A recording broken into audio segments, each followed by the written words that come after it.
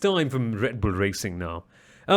We had a bit of an interesting take, to be honest with you, for Red Bull Racing. It'll be like eating our words right now, but I'll tell you exactly what we said about Red Bull Racing. We said that.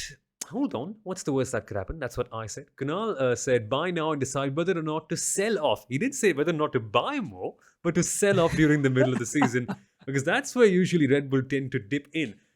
Made that decision yet, Kunal? Decided to sell it off anywhere? Sell it to me if you can. No. I would sell it to you if I could, but absolutely, I would say buy more, keep buying. We hear these talks about how Red Bull are investing more in 2021 just to get the title. They might be impacted in 2022 if there is even an iota of truth in that, and nobody knows the source to this, right? It's probably the best time to keep buying more Red Bull because the championship seems closer now than ever before. If you look at both the drivers, they are still struggling with the second driver and so on. Doesn't really care. Red Bull wants the driver's title for Max Verstappen, and let's just see how it all turns out in 2022, Soumil. So I would say keep holding, but keep buying. And I remember, when I said sell off during the mid-season, it was also down to the fact that Red Bull typically got stronger through the mid-season, right?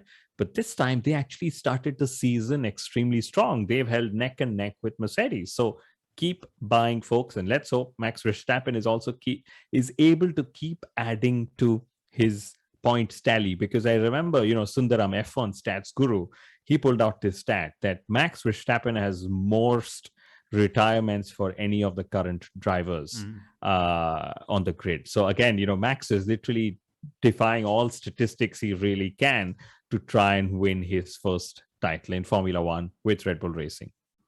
It's interesting you mentioned that, Kunal, because I've just got the stat pulled up right here as well. 4 DNFs for Red Bull this year, but 8 wins and 4 separate podiums. 8 wins for Red Bull Racing. Mercedes have only had 4.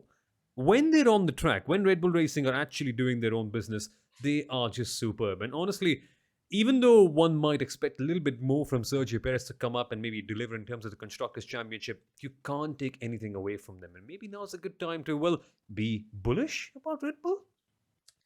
Huh? Can I? Just came on the fly.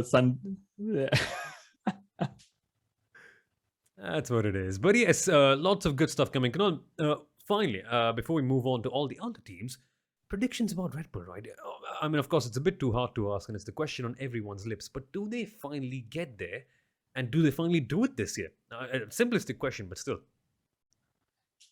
Well, they're literally trying all they can to not let Mercedes and Lewis Hamilton get ahead, right? And we saw that in Monza, literally speaking.